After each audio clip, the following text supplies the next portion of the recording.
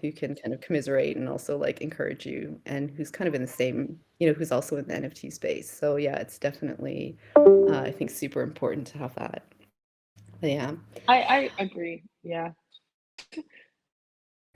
It's nice to So have that one friend.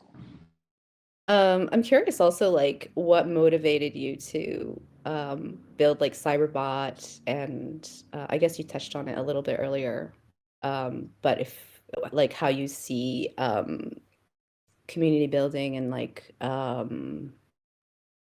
why you built Cyberbot in particular.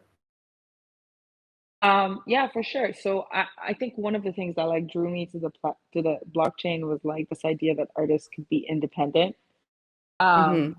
I had like a few brush-ins with the traditional art world, like definitely not enough to like form a, hatred for it or anything like that. But I definitely had sort of some experiences that showed me that when you're an artist in the traditional art space, it's really difficult to sort of stay independent because and sovereign in the sense that like you don't necessarily always choose, when you work, when you display, where you display, how you do it, who collects your work.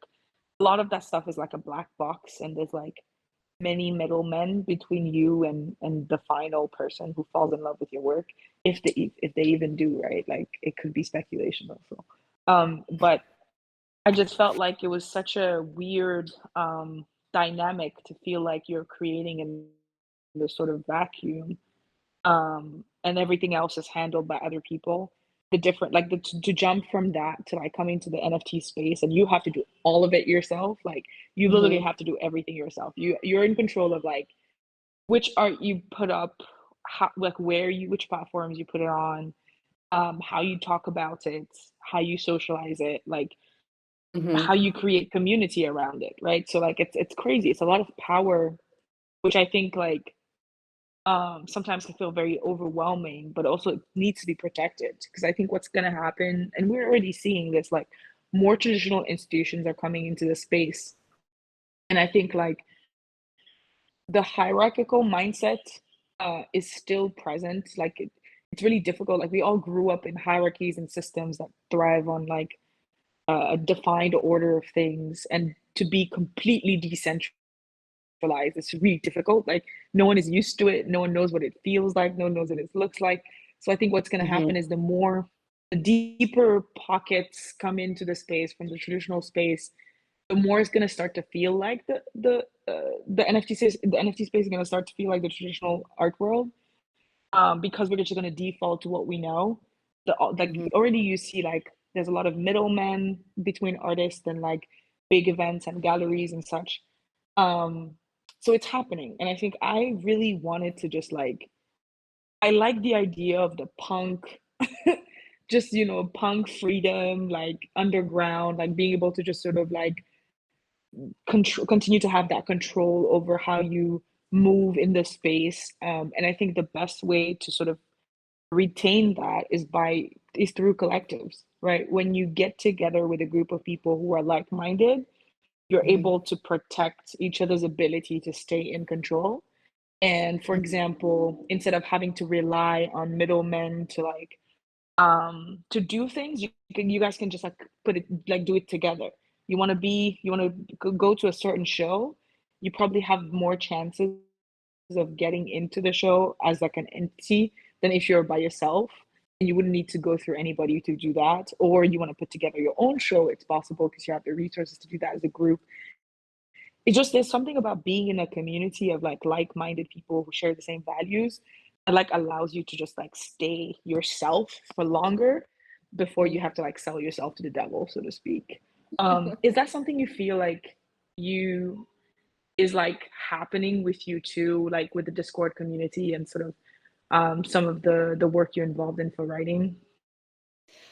I guess for me, like, it sounds like, in a sense, like, it sounds like you're talking about like like empowerment through the group.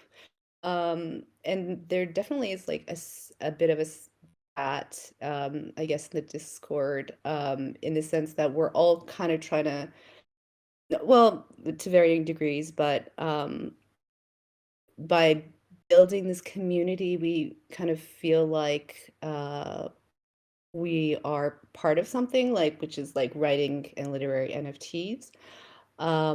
And I guess although it's not, it doesn't really have to do with independence or sovereignty per se. I think there is like an element of like empowerment in that.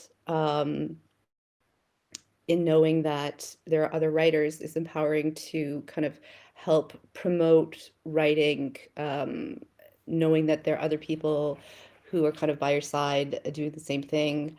Um, and I really think it's like a case of like a rising tide lifts all boats kind of thing, Mm, where it's really not about competition. It's not like, oh, there's a new writer in the space. Like I feel like I'm threatened because I'm not. mm, It's really about um, if we can all kind of get literary and writing NFTs to get more attention to and to have more eyes on it, then it's good for like everybody. And yeah, I mean, we're all like learning from each other and we're all, I think it's a much more productive way to see it like that than rather than, to be in this like competitive mindset. Um, mhm. yeah. So, yeah. I love that. Yeah, I mean, it's like, and I think there's different, like, there's varying scales, like, to what like, what you get from being in a community, right? Like, the first feels like be feeling home. It's like hmm underrated and so important, right? There's like hmm feeling empowered to be yourself and do the things you want to do, with the support of people who like you respect and like hmm who can help as well, right? Being able to work on stuff together, right? I think it's like also really underrated, especially if you've been like me. I've been a solo artist my whole life, right? Like as a designer, I was used to working in a community of like designers, but as an artist, I just didn't know how to be an artist with other artists. And so hmm like realizing that like it's really beautiful to like have other artists around you, like share ideas with people Yeah. who can appreciate the work to the extent that you do because they make it hmm such a special thing. And then there's like, stuff like beyond that, like working together, collaborating on stuff, putting together like, events together or creating like structures or DAOs. It just sort of keeps going, right? Like it always starts with like feeling at home and it just sort of it can have so many other impacts in your life, which I think is super interesting. Definitely. Yeah. Yeah, I totally that resonates with me a lot. Like, and I feel like it just happens naturally. Like you don't I've never I feel like I haven't really forced anything when it Mm-hmm. comes to community building. And for example, like it's like I started the Discord, but really it's like I just like opened up a space, I think, for other people for a community to happen, if you know what I mean. And and like it's not like I do everything myself. Like I really don't do like all that much. But you know, a lot of my friends from the Discord have like wanted to get more involved and to help build the community. And so from that, there have been like various projects and initiatives that have grown from their desire to be more involved. For example, like we recently had like a partner like a crypto writer Discord and a poetry anthology. And someone who was interested in like seeing that happen kind of stepped up and said, okay, I'm going to take charge of this project.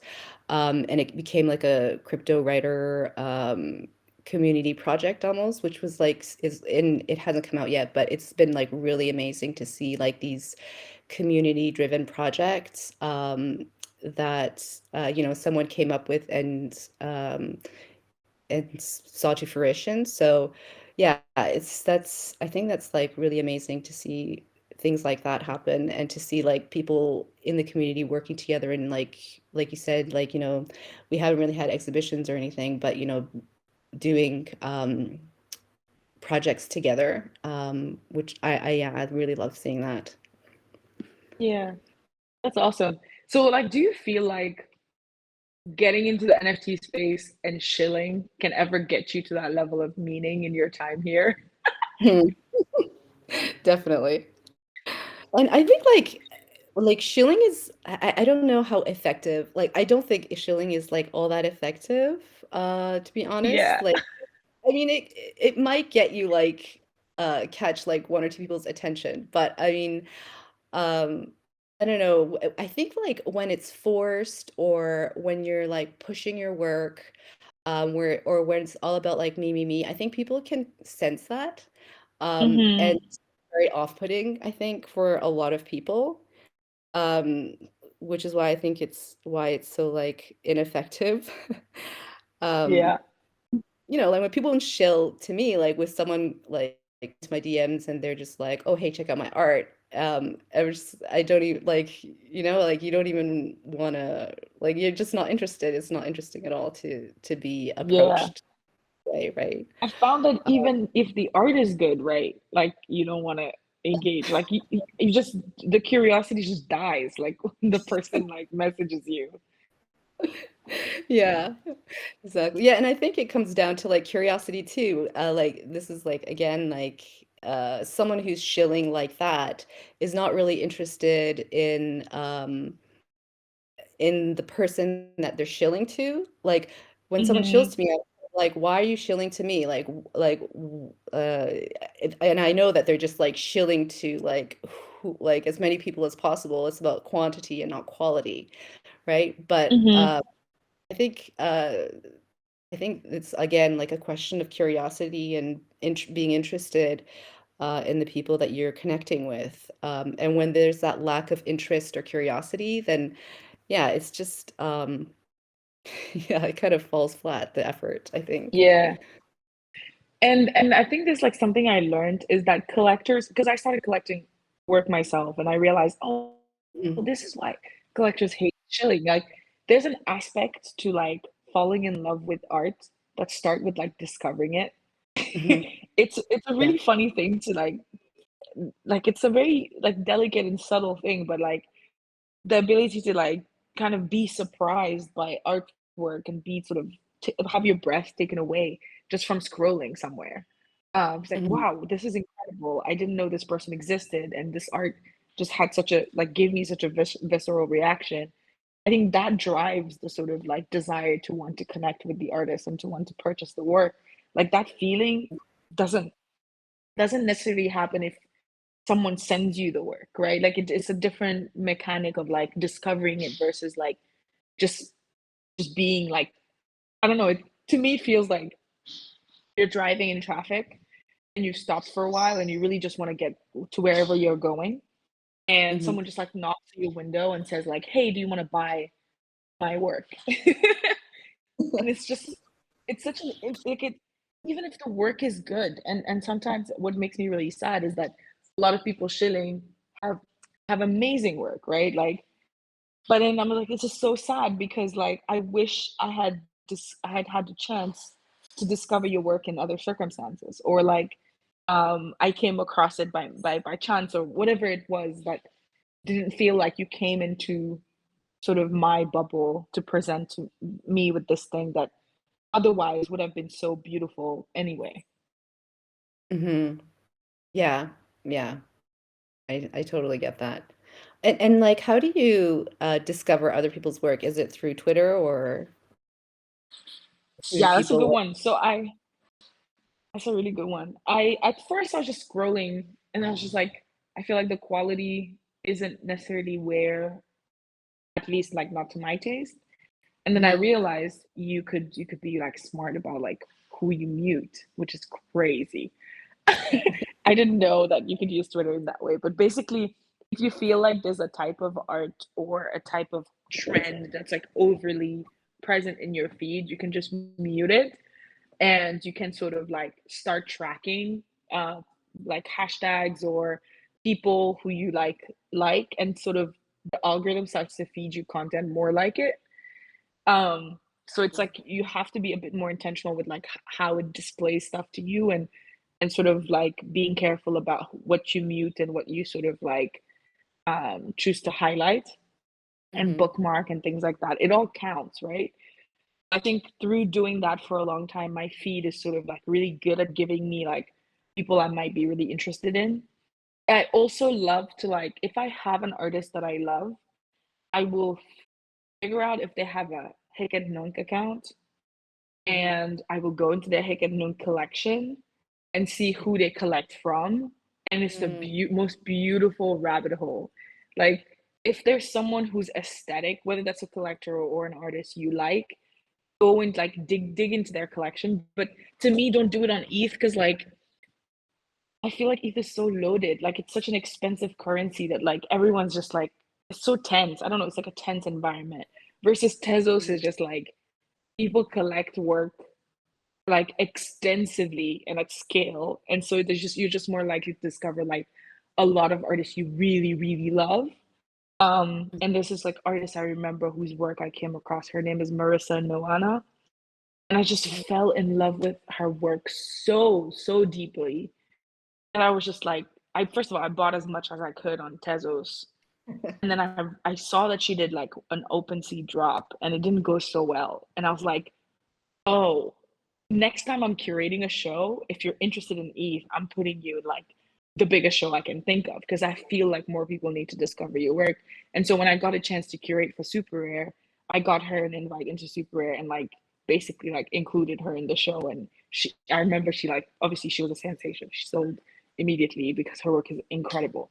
But it was just such an interesting like thing to go from like I did not know this person existed to now I feel like everyone should collect this person's work, and like actually through just like loving art and like making sure that like I'm intentionally looking for artists that I love, like being able to do that in the space is pretty crazy. That's a really good tip, actually. Like, I don't curate my Twitter feed enough, I guess. But yeah, those are really good tips. But yeah, I totally understand the Tezos ETH comparison that you just gave. Like, I love collecting on Tezos, but I mean, I do it a lot on ETH too. But I guess I did it a lot more before. But yeah, the Tezos community is like really, yeah, fun to collect on for sure. Yeah, because Um, I feel like everyone is on Tezos not for the money. I don't think anyone is on Tezos for the money. Like you'd be crazy. Like it's so difficult, you know what I mean? Like the currency is not like yet super strong, so it's like it's definitely to me like if you're looking for great art, if you're looking to share experimental like work that makes you feel free, like Tezos is definitely the way to go.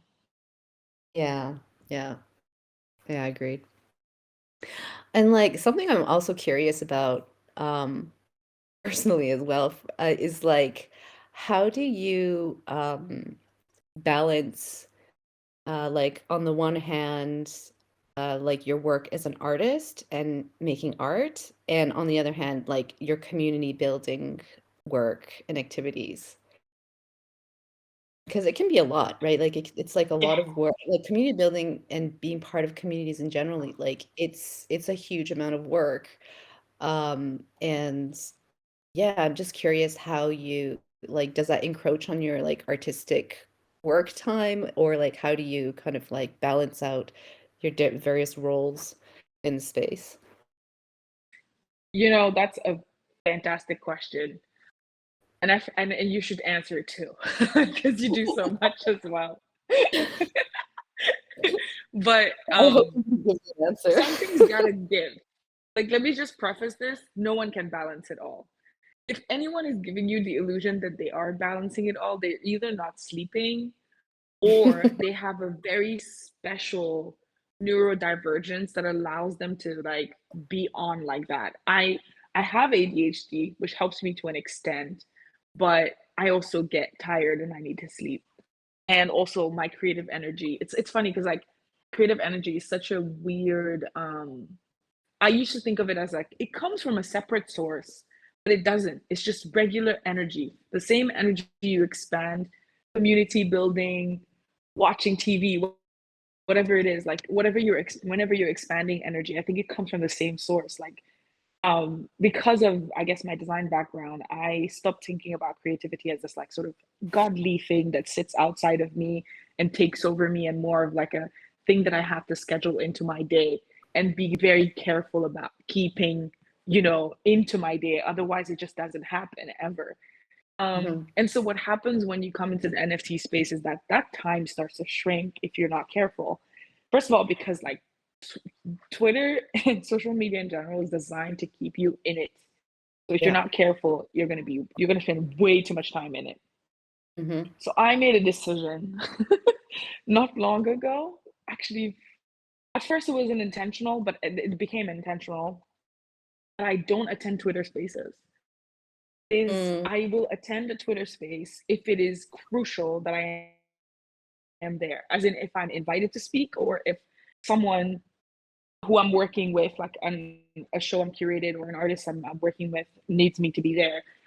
Like I will just not attend a Twitter space just for the hell of it. And it's I know it's a huge loss in many ways. Like there's many people who I could be meeting, there's many conversations that are interesting that I could be following, etc., etc. But it's just like I had to make the decision that I can't do that. I can't do Twitter spaces and I can't do Clubhouse.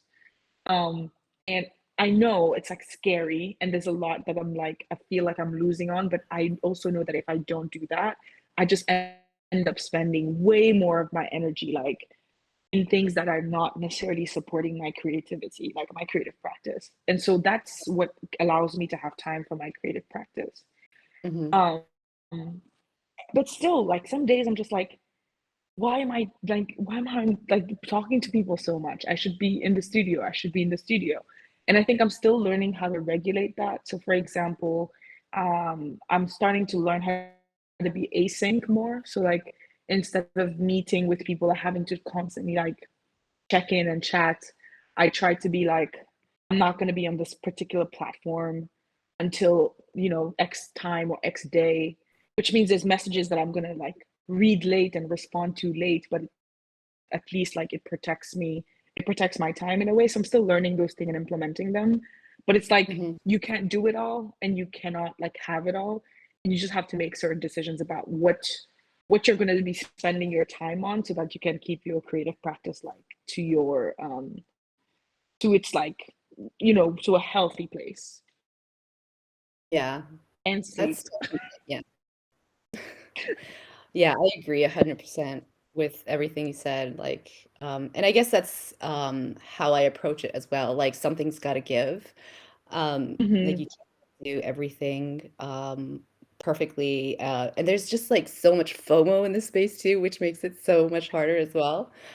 Hmm. Um, but yeah, I think for me, it's like, um, kind of having borders around, different activities that kind of protect, um each aspect of like what I do. And I mean, that kind of translates into literally like during my day, I have set times where I'm like focusing on my work, or my writing or like my art. And then during those times, like I don't do community work and I don't like, check my messages or like go on Twitter, Hmm. uh, unless it's for like a quick break. But yeah, just like really being protective of those times where you tell yourself that this is when I'm going to devote myself to my work. And then also having time devoted to, like the crypto writers Discord or like community work or like connecting with other people and like having calls and whatnot. Um, and yeah, really for me, I need to keep I need to keep those things like separate and have like focused times for each activity or each thing. Or else it's just like I can't like if I can't like go deep into my work if there people are pinging me and I'm actually like responding. Um, Hmm. but yeah, that's yeah, I really literally have to do that in my day, like carve out time for different activities. And that's how I kind of like try to protect like try to do both to I mean, like, obviously, like, things fall through the cracks, and, like, I think it's just really important to know, what's important and to be like, okay, this is what I need to focus on, and like these things are gonna kind of make some of these things are gonna kind of fall in the cracks, and I'm okay with it, and just be like at peace with that, you know. Um, yeah, but I mean, it's so hard. It's really hard. Like things move so quickly in the space, and yeah, sometimes I feel like I'm like missing out on like all this stuff that's happening on Twitter and whatnot. But yeah, it's just like to keep my sanity, I just like have to be okay with missing out on stuff, I Yeah. guess. Yeah. What's that thing? There's like a new term to counter FOMO. It's like Oh, joy of what is missing it? out. I think it's joy of missing out. Yeah, I think Or that's yeah. yeah, that's the one. Practice that. That's the best Jomo. advice. Jomo? JOMO, yeah, I think so. It is Jomo. Um, yeah, I don't know, Linda, do you have other like things you want to talk about, or do you want to maybe um open up the room for like questions or Yeah, we have about like 30 minutes left, so I think it's a good time to like open up the room for questions. And honestly, you can ask us anything. Like I feel like we're in many ways like at the same level. We've just been yeah. like in the space for like, a little bit longer, and that's it. But like, yeah, any questions you have about community building or just anything being in the space related. Hmm.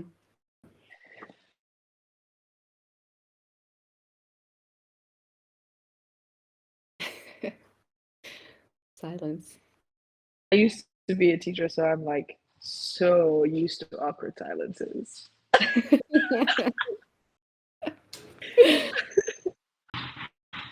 I can be here all day, guys. Take your time.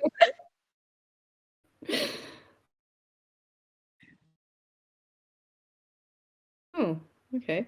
Interesting. I guess we were Of thorough course, then. you can, of course, if you prefer to write your questions now in the chat, okay. Uh, yeah, go on now. It's your turn. Hi.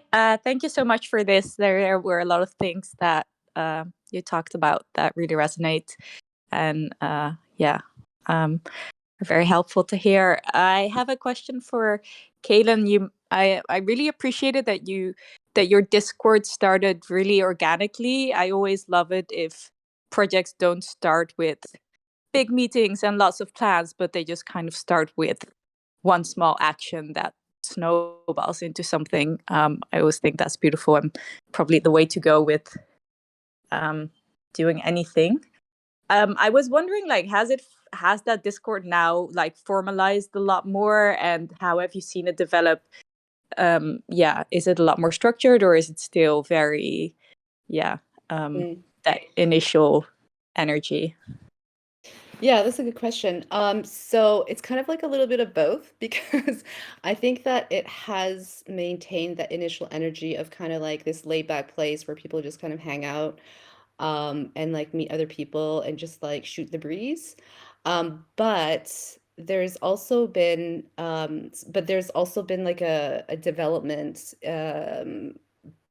and that's mostly because there have been a few key people, some good friends of mine, who I befriended, obviously, like on Discord or Twitter, and who are in the Discord and who are writers, who are really interested in the Discord becoming more organized, and organizing more initiatives and activities that support writing and writers in the space.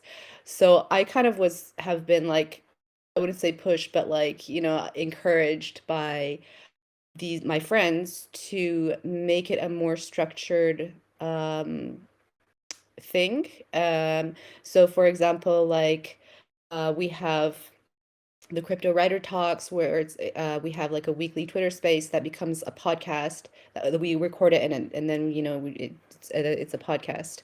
And we talk about like writing in the NFT space, and it becomes like a resource for writers. And it's also nice because that also um, ties into the quote unquote like the mission, which is to, you know, help writers who are coming into the space kind of learn about. It's like a resource for for writers, and also like the friends that I was talking about, we're also talking about building a DAO. So yeah, definitely we are working on making it a kind of more formal structure. Um, but again, like that's something that was kind of a collective joint effort. It wasn't me who was like, oh, let's make a DAO and like having all these plans. It kind of again happened organically as I was like talking to my friends and to the people who are mods in the Discord now and yeah, but again, it's been really natural and yeah, it doesn't feel like anything's really forced. It just feels like the natural next step. So yeah, I hope that answers your question. Yeah, no, that's awesome. That's great. Yeah, I would also kind of wonder to know, do you have a preference for one or the other? Or like you feel like you've been nudged into the direction of more formalization? Do you mean, do I prefer like organic growth or kind of like building a formal structure? Yeah, or how it's, yeah. And also what you would advise maybe. That's a good question. I don't know if I have a preference. I mean, I think it depends. So for example, the Crypto Writers Discord, it just, I guess it happened naturally. I mean, I think either way is good. It just depends on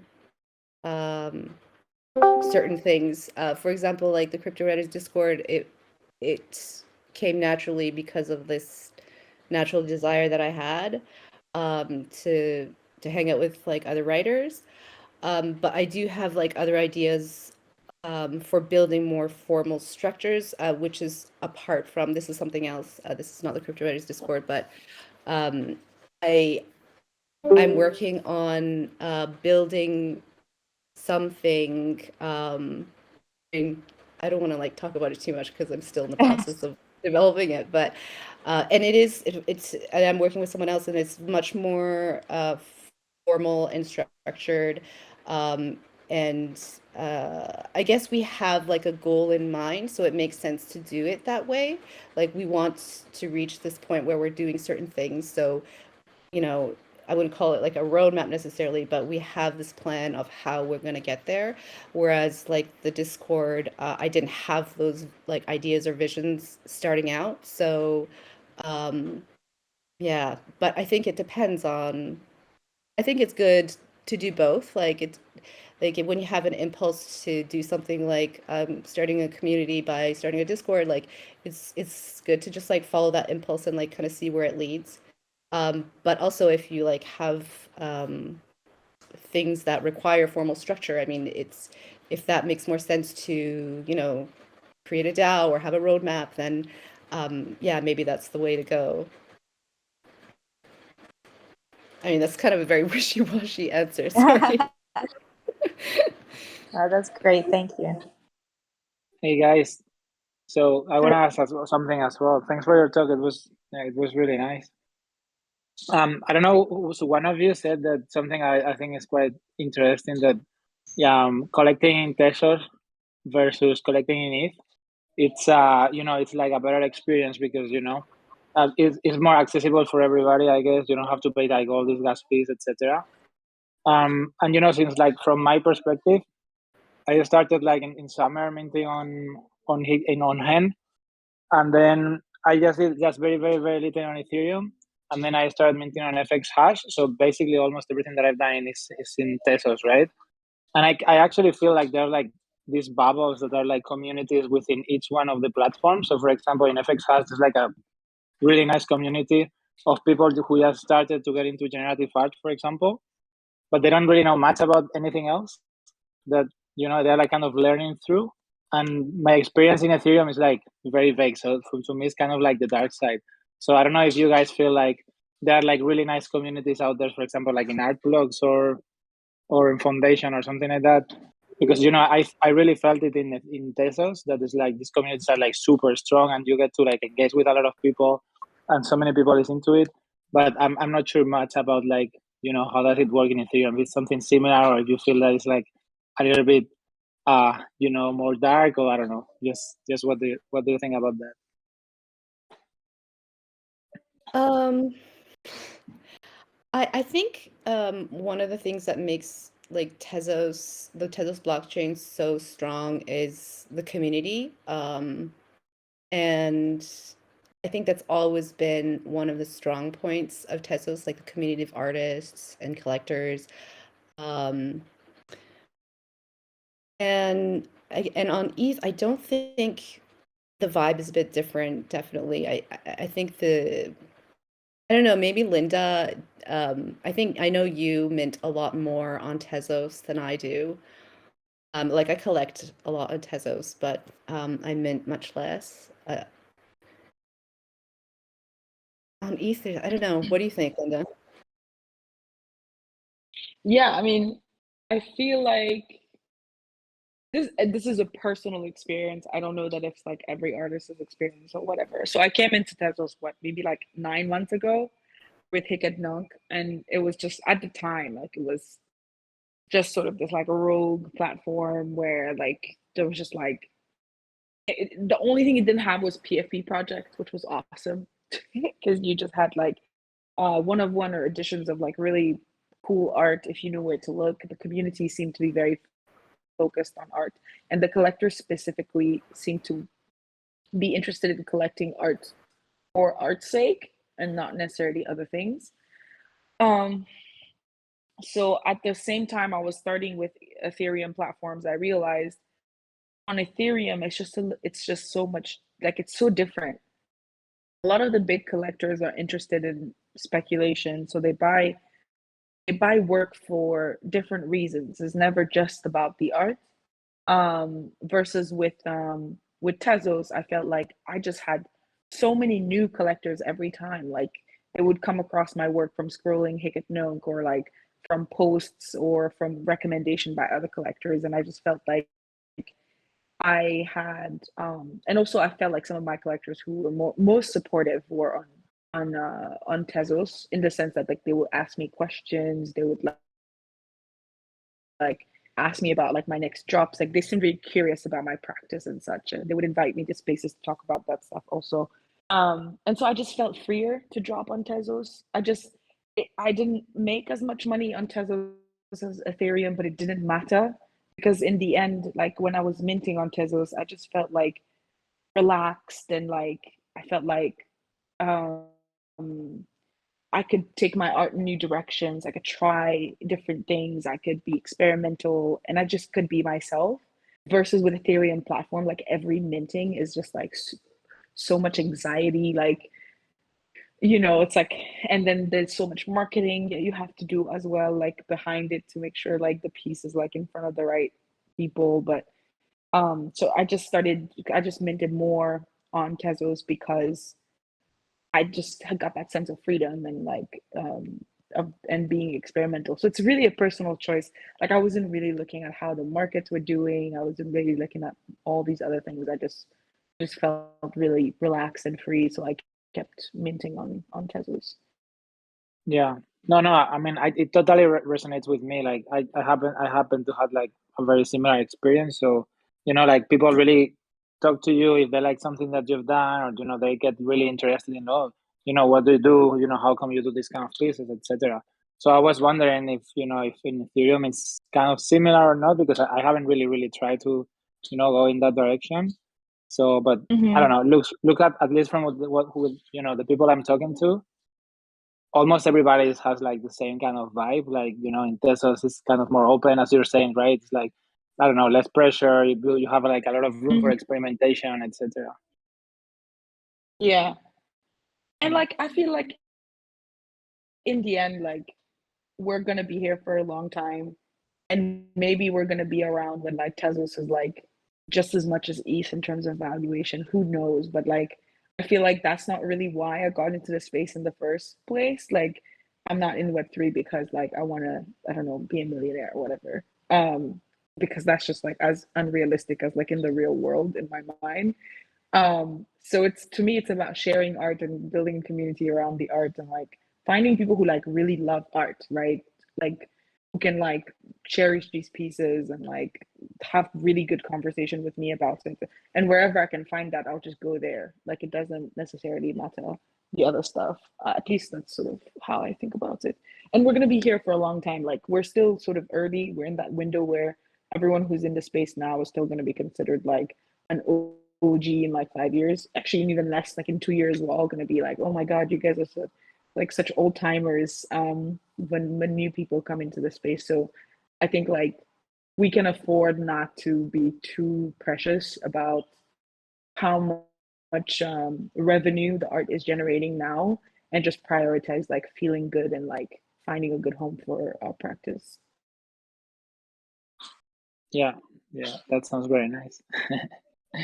Thanks.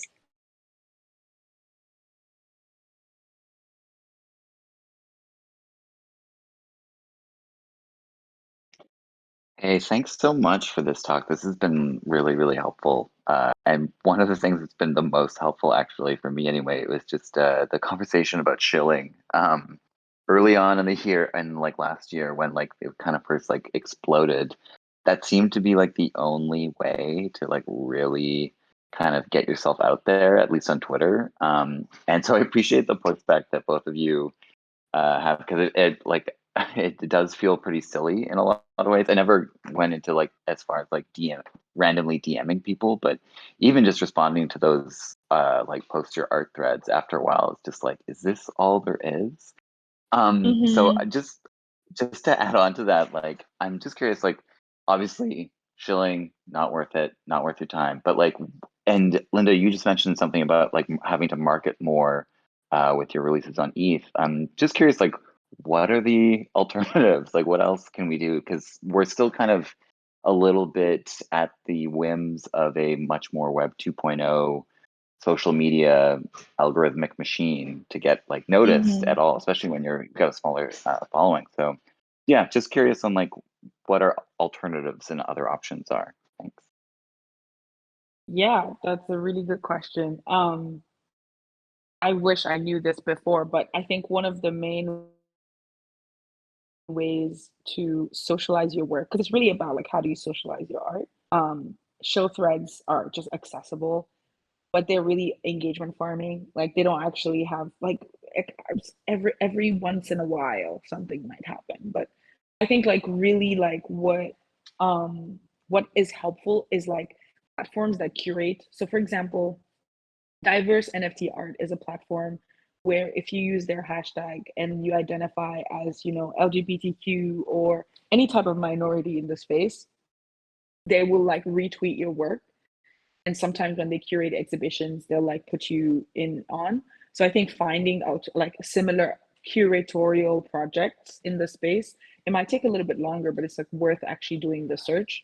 For example, some DAOs have curatorial frameworks, some many DAOs have curatorial frameworks. I think using them as like using hashtags like very strategically about like sort of including them so that they have visibility is like a good way. Obviously, if that's what they're open to, like for example, diverse NFT art says that you can use their hashtag so they can discover new people in that way. Right. Another thing is like, for example, tweeting when you're tweeting about a piece you've dropped on a certain platform, always tagging up the platform is a great way to like, because there's people behind their account sort of looking at the work. And so, you know, sometimes, you know, this doesn't happen always, but sometimes they might take a liking to the work and then retweet it.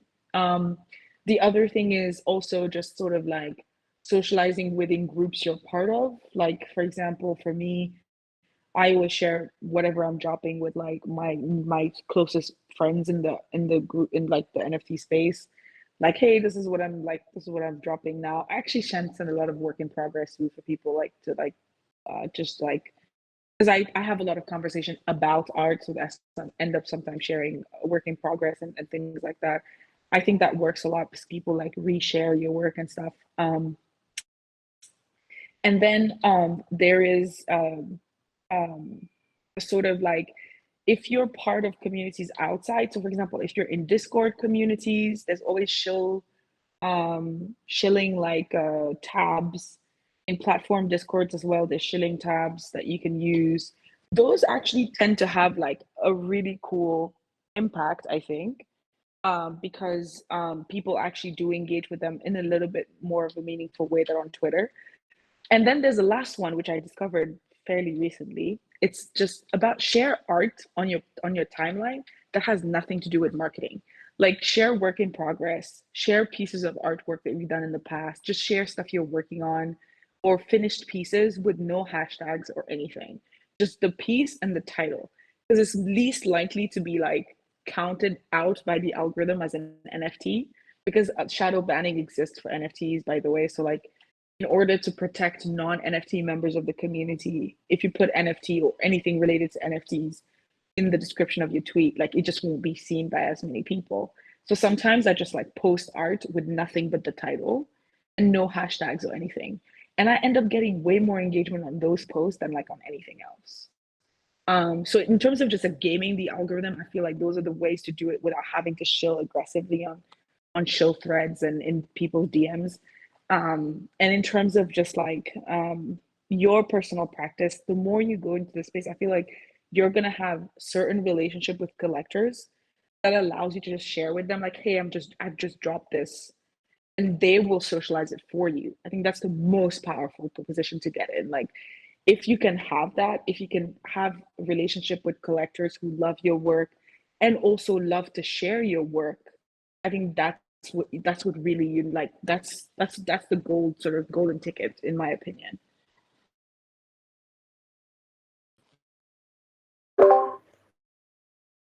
Yeah, I totally agree. I think another thing, and it might feel a bit like tangential but I think like even if you like, I think engaging on Twitter, for example, like you could find people, other artists who have similar, work as you, or collectors who seem to be collecting work by artists who are also doing, I don't know, like writing NFTs or 3D art or whatever it is that you do, and kind of just like engaging with them naturally and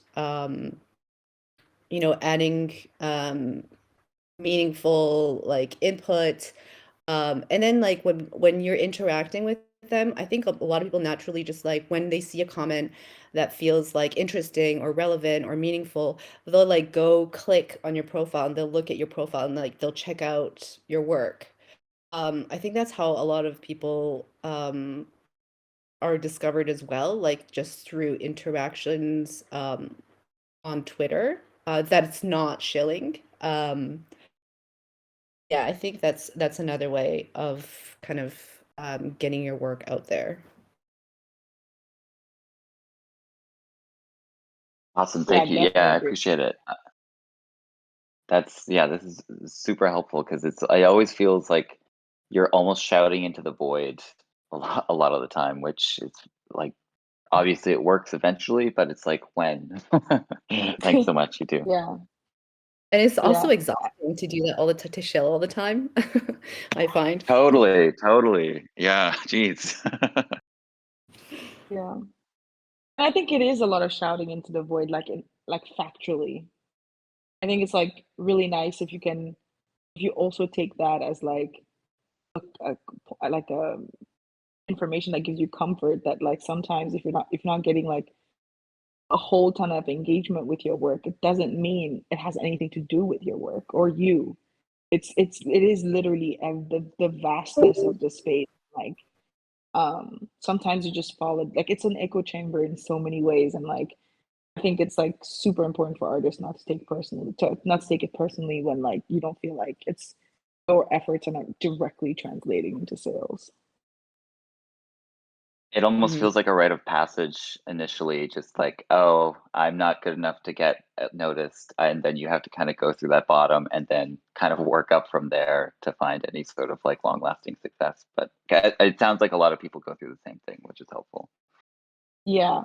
And also, I don't think it's like the best art that always finds the most resonance. I think it's like so many other factors, so many other factors. I feel like a lot of the superstars in the space and the rock stars and the sort of people we admire didn't just get there from like Twitter. Like they had backing from organizations and DAOs and structures that allowed them to sort of reach the heights that they have. Like none of that stuff was accidental or just through the algorithm. I don't think like, yeah, I take a lot of comfort in that, to be honest. I think, sorry, I was just going to say, a big thanks for the talk. I've really enjoyed. I've just been sat here quietly listening. Something you said then, Linda. I know, I've seen a couple of kind of fairly high-profile animation directors in the space who seem to be massively successful on Foundation and Maker's Place and Super Rare, and I sort of haven't ever seen anything from them in a Discord. I've never seen a tweet from them really. They just seem to kind of share a link, and then it gets hoovered up. So yeah, what you said then really kind of touched a chord really. Now I know Yeah. why. Yeah, no, definitely. I think there's so much work behind the scenes. And I think it's like, it would be crazy to think that like there's this vacuum of like Web3 and we all come in at the same footing. It's just not true. Like a lot of us come into this space with prior, after having prior conversation with certain structures or certain platforms, and you're coming into the space with sort of like your fame that you have in the whatever sort of realm you're coming from, and you're sort of using your connections in that world to sort of step into the space with a lot more backing like than the sort of individual artists who came in and is sort of having to work their way up to kind of following. So I think it's like, yeah, I think we should really know that like some people just don't have to work as hard as others because of the reputation they have or because of the backing they have from platforms and structures and organizations. I think that's just the reality of the space where it's sort of we're gonna make it, but I think some people have a leg up, and like that's just I think it's to be expected. And also again, I take comfort in that because then I think to myself, it's not because my art is not as good that I'm not reaching certain heights. It's because I have to just be here longer. I have to just keep doing this for a bit longer.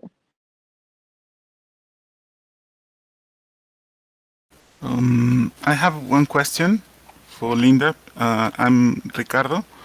I think that I have the sense that I have been lucky during the lockdown because all of the PR has been done online.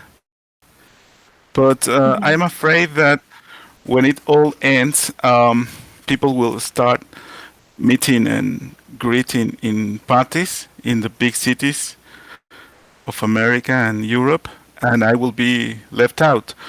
Of course, you are beyond that. You are very well established, but do you sense my fear? Do you think we will still be connecting online? Please. I hope so. It's a really Thank you, good Lynn. question. I'm also not beyond it.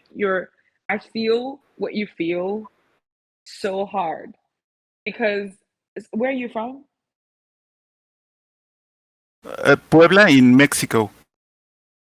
Nice. So um we are global south friends. And the truth is that like most artists like artistic centers are not in like our countries or even sometimes our continents in like in certain ways, especially when it comes to crypto. A lot of the events are like happening in Europe and in the US. And every time there's an event, I know that there's a sort of like thing that happens where people get together into spaces and get to know each other. And there's like connections that are formed that we are not necessarily a part of. I think that's something I'm really, really scared about.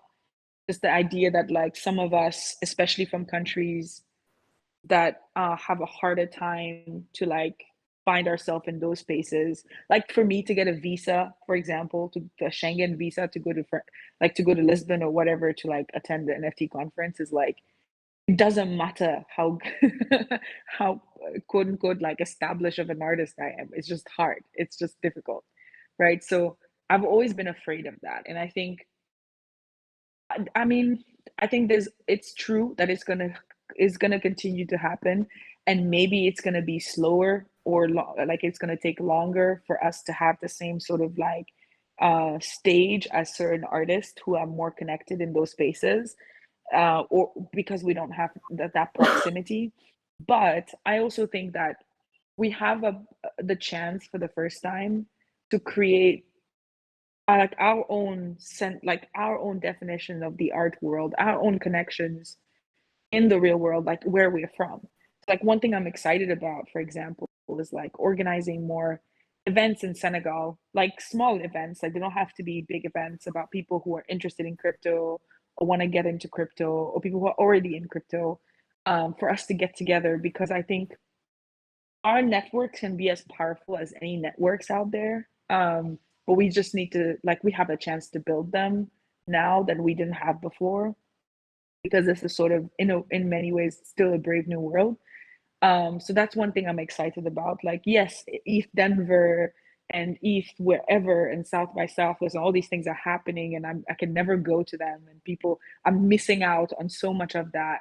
But also I'm given a chance to sort of I don't know, have an NFT Senegal maybe, or like even have my own community here where I can sort of it's not going to be the same thing, but it's over time when new artists come, like in 5 years or 10 years down the line, there's something that exists, so they don't have to look to all these places they can't go to, and there's something that they can like look up to. But yeah, I feel it, and I don't think there's an answer. I think it's just going to continue to happen because that's the nature of the world, and also because like I think a lot of it is going to continue to happen online, but these events are pivotal, and it would be crazy to think they're not. So I definitely feel your fear there, and I hope that we can continue to be here and be relevant. And I know that we are going to continue to be, because there's still communities like Vertical Crypto, for example. Like we're still having meaningful engagement as a group. You're still connecting with people from a lot of different countries here, right? So yeah, I'm hopeful, but I am also afraid just as much as you are. Thank you, Linda.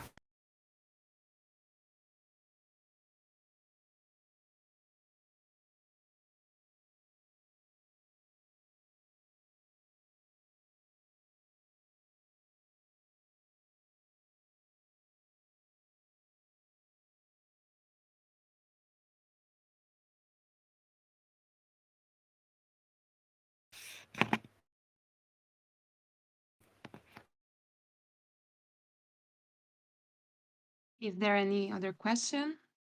I think we have time for a last question or even a comment. I don't know. Hi, I just wanted to say thank you, first of all. It was really great to hear about your experiences talking about community building. And I'm curious to hear, I feel like the context that you're talking about is a few months back, and, the space has changed, continues to change rapidly. So I'm curious to hear, where you see community building now versus when, I don't know if it was last year that you guys were sort of starting, with these community building kind of projects. But yeah, if you can maybe touch on like where you see the state of community building now, because I personally just get, there's so much, the market is becoming, or the market or the space is becoming kind of so filled with so many voices, that it is difficult to sort of find spaces and niches. So I'm just curious to hear your take on the situation right now versus last year.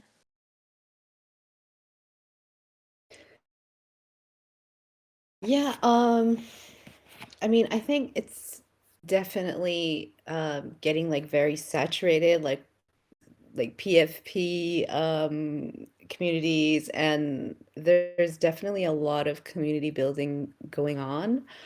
I'm not sure I can say for sure like how it compares to what it was like when I started out. But I think it's still I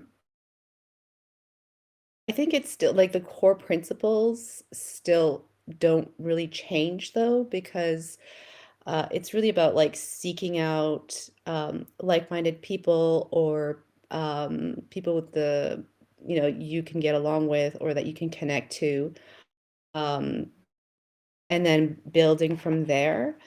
And yeah, when the space feels so saturated, it might be a little harder to find those people. Um, but I think that's kind of what it comes down to in the end. Whether it was like 1 year ago or now or like in the future. Um, yeah, I don't know. What do you think, Linda? Yeah, I'm just really bad at predicting the future. So I feel like I don't know that this is completely unrelated and not an answer to your question, but like you'll hear this a lot in the NFT space, like predictions about the future. Just take it with like buckets of salt. Um, but what I can say is like the space is always going to feel gigantic, always, always, always, because it's like it is going to keep growing, and also Twitter makes it such that like you feel like everyone is always doing something and there's so much happening all the time, even if it's not necessarily like all that much true. But I think you need to make the space smaller. Like that's the biggest thing I learned is just like you need to make the space feel smaller, less scary, less daunting. And the only way to do that is by slowly building community around you.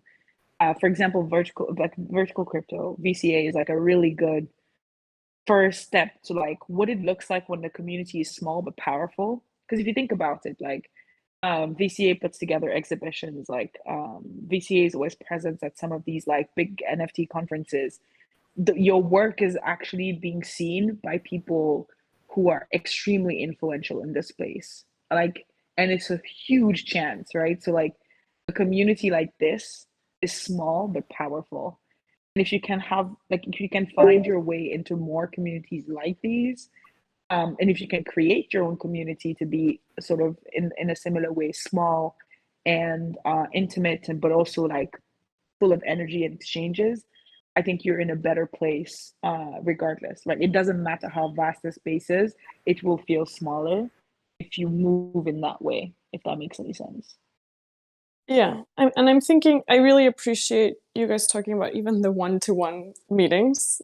I love one-to-one Mm-hmm. meetings, and sometimes it feels like is there time in this space to have actual one-on-one interaction?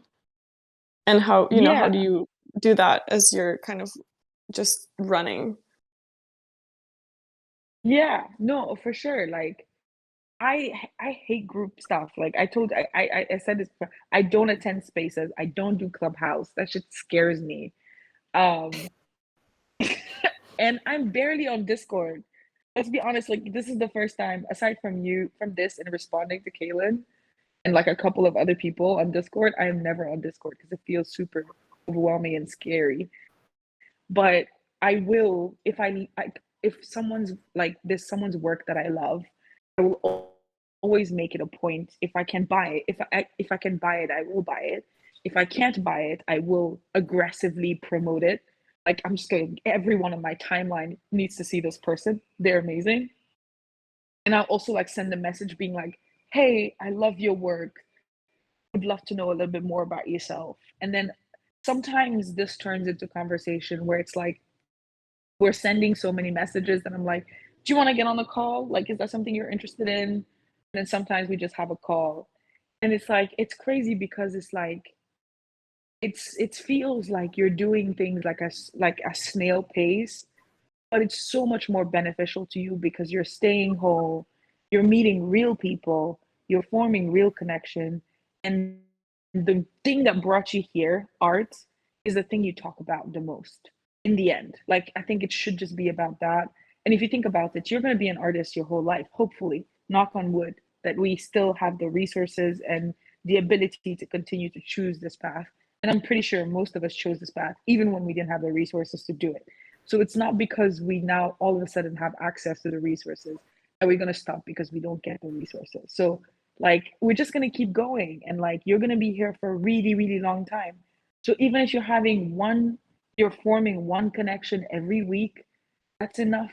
In a few years, that's going to be many, many connections. Like, at the end of the day, like, you're still going to be here 10, 20 years down the line. And every action you take now, even if it feels small, is going to amount to something a lot larger later down the line. So, like, I guess don't put too much, like, stress on yourself to do it all and do the whole community thing, like, all at once. And, like, just take it one person at a time. Like, if that's how you move. Thank you. Yeah, I just wanted to say I really appreciate both of your takes on very sustainable takes on this space. So thank you. Thank you for your awesome questions.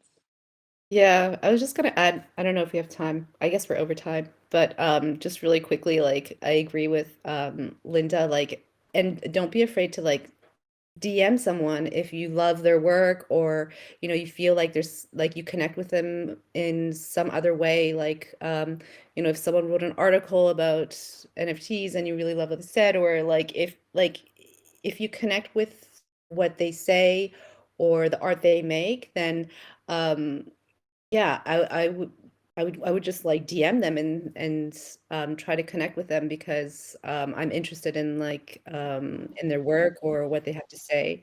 So yeah.